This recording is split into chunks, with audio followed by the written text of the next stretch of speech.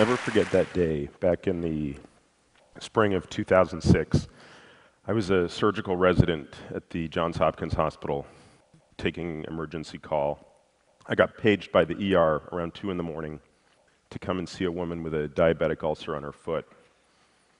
I can still remember sort of that smell of rotting flesh as I pulled the curtain back to see her. And everybody there agreed this woman was very sick and she needed to be in the hospital. That wasn't being asked. The question that was being asked of me was a different one, which was, did she also need an amputation? Now, looking back on that night, I'd love so desperately to believe that I treated that woman on that night with the same empathy and compassion I'd shown the 27-year-old newlywed who came to the ER 3 nights earlier with lower back pain that turned out to be advanced pancreatic cancer. In her case, I knew there was nothing I could do that was actually going to save her life. The cancer was too advanced. But I was committed to making sure that I could do anything possible to make her stay more comfortable. I brought her a warm blanket and a cup of coffee, brought some for her parents. But more importantly, you see, I passed no judgment on her, because obviously she had done nothing to bring this on herself. So why was it that just a few nights later, as I stood in that same ER and determined that my diabetic patient did indeed need an amputation, why did I hold her in such bitter contempt? You see, unlike the woman the night before, this woman had type 2 diabetes. She was fat. And we all know that's from eating too much and not exercising enough, right? I mean, how hard can it be? As I looked down at her in the bed, I thought to myself, if you just try caring even a little bit, you wouldn't be in this situation at this moment with some doctor you've never met about to amputate your foot. Why did I feel justified in judging her? I'd like to say I don't know, but I actually do. You see, in the hubris of my youth, I thought I had her all figured out. She ate too much, she got unlucky, she got diabetes, case closed. Ironically, at that time in my life, I was also doing cancer research, immune-based therapies for melanoma, to be specific. And in that world, I was actually taught to question everything, to challenge all assumptions and hold them to the highest possible scientific standards. Yet, when it came to a disease like diabetes that kills Americans 8 times more frequently than melanoma, I never once questioned the conventional wisdom. I actually just assumed the pathologic sequence of events was settled science. 3 years later, I found out how wrong I was. But this time, I was the patient. Despite exercising 3 or 4 hours every single day and following the food pyramid to the letter, I'd gained a lot of weight and developed something called metabolic syndrome. Some of you may have heard of this. I had become insulin resistant. You can think of insulin as this master hormone that controls what our body does with the foods we eat, whether we burn it or store it. This is called fuel partitioning in the lingo. Now, failure to produce enough insulin is incompatible with life, and insulin resistance, as its name suggests, is when your cells get increasingly resistant to the effect of insulin trying to do its job. Once you're insulin resistant, you're on your way to getting diabetes, which is what happens when your pancreas can't keep up with the resistance and make enough insulin. Now your blood sugar levels start to rise, and an entire cascade of pathologic events sort of spirals out of control that can lead to heart disease, cancer, even Alzheimer's disease, and amputations, just like that woman a few years earlier. With that scare, I got busy changing my diet radically, adding and subtracting things most of you would find almost assuredly shocking. I did this and lost 40 pounds, weirdly, while exercising less. As you can see, I guess I'm not overweight anymore. More importantly, I don't have insulin resistance. But most important, I was left with these 3 burning questions that wouldn't go away. How did this happen to me if I was supposedly doing everything right? If the conventional wisdom about nutrition had failed me, was it possible it was failing someone else? And underlying these questions, I became almost maniacally obsessed in trying to understand the real relationship between obesity and insulin resistance. Now, most researchers believe obesity is the cause of insulin resistance. Logically then, if you want to treat insulin resistance, you get people to lose weight, right? You treat the obesity. But what if we have it backwards? What if obesity isn't the cause of insulin resistance at all? In fact, what if it's a symptom of a much deeper problem? The tip of a proverbial iceberg. I know it sounds crazy because we're obviously in the midst of an obesity epidemic, but hear me out. What if obesity is a coping mechanism for a far more sinister problem going on underneath the cell? I'm not suggesting that obesity is benign, but what I am suggesting is it may be the lesser of two metabolic evils. You can think of insulin resistance as the reduced capacity of our cells to partition fuel, as I alluded to a moment ago. Taking those calories that we take in and burning some appropriately and storing some appropriately. When we become insulin resistant, the homeostasis in that balance deviates from this state. So now when insulin says to a cell, I want you to burn more energy than the cell considers safe, the cell in effect says, no thanks, I'd actually rather store this energy. And because fat cells are actually missing most of the complex cellular machinery found in other cells, they're probably the safest place to store it.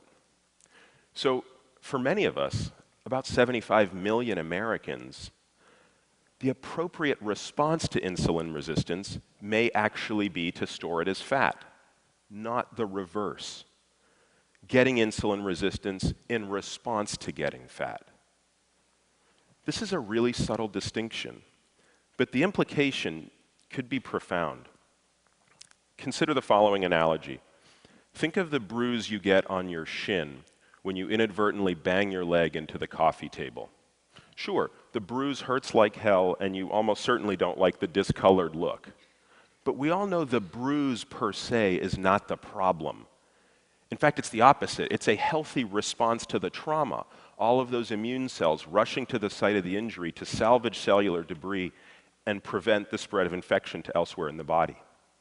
Now, imagine we thought bruises were the problem, and we evolved a giant medical establishment and a culture around treating bruises. Masking creams, painkillers, you name it, all the while ignoring the fact that people are still banging their shins into coffee tables. How much better would we be if we treated the cause, telling people to pay attention when they walk through the living room, rather than the effect? Getting the cause and the effect right makes all the difference in the world.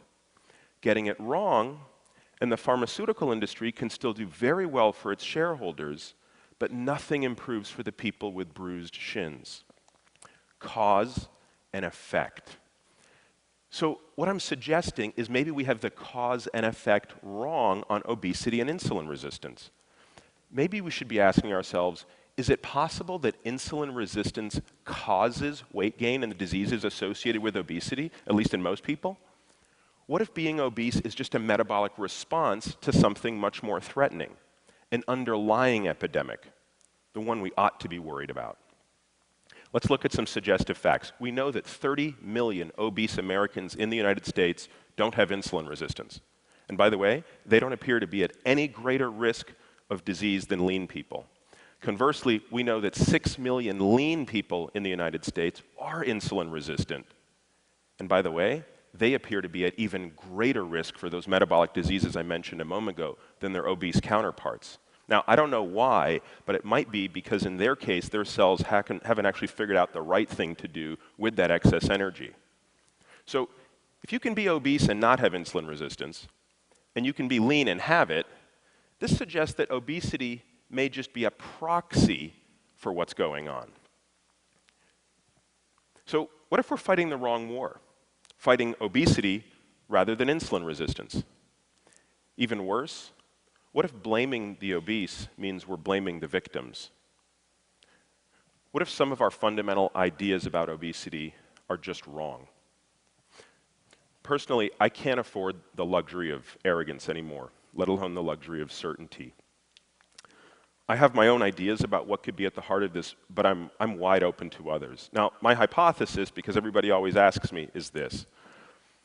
If you ask yourself, what's a cell trying to protect itself from when it becomes insulin resistant? The answer probably isn't too much food. It's more likely too much glucose, blood sugar. Now, we know that refined grains and starches elevate your blood sugar in the short run, and there's even reason to believe that sugar may lead to insulin resistance directly. So if you kind of put these physiological processes to work, I'd hypothesize that it might be our increased intake of refined grains, sugars, and starches that's driving this epidemic of obesity and insulin resistance, obesity and diabetes, but through insulin resistance, you see, and not necessarily through just overeating and underexercising. Now, when I lost my 40 pounds a few years ago, I did it simply by restricting those things, which admittedly suggests I have a bias based on my personal experience. But that doesn't mean my bias is wrong.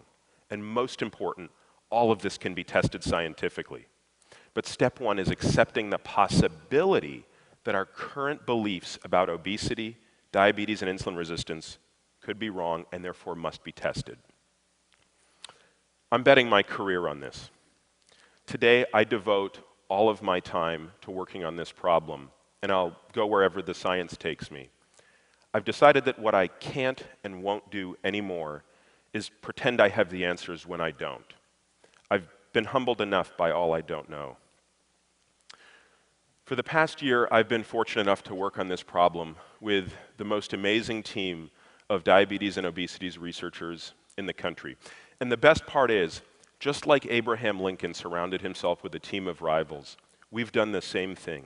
We've recruited a team of scientific rivals, the best and brightest, who all have different hypotheses for what's at the heart of this epidemic. Some think it's too many calories consumed, others think it's too much dietary fat, others think it's too many refined grains and starches.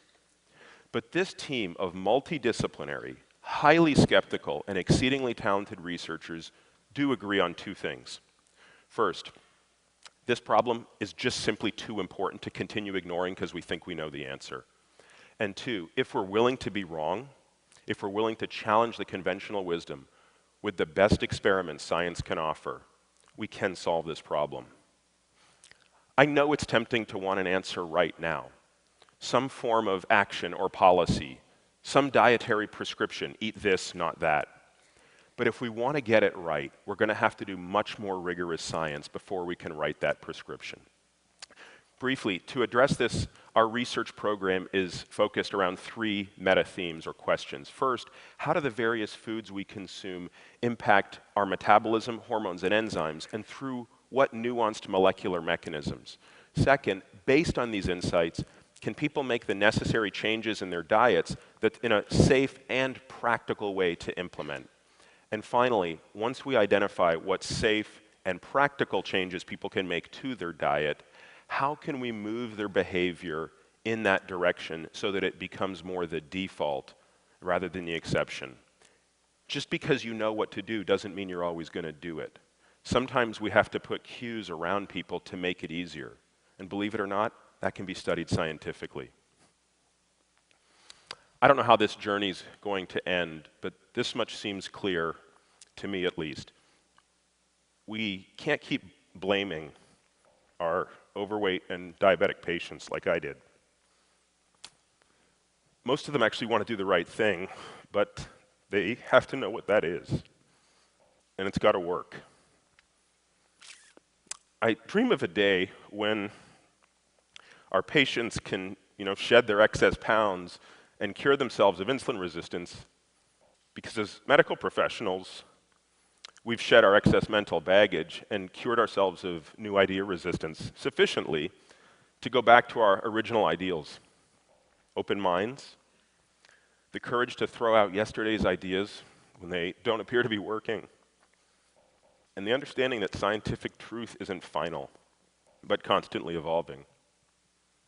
Staying true to that path will be better for our patients and better for science. If obesity is nothing more than a proxy for metabolic illness, what good does it do us to punish those with the proxy? Sometimes I think back to that night in the ER 7 years ago. I wish I could speak with that woman again. I'd like to tell her how sorry I am.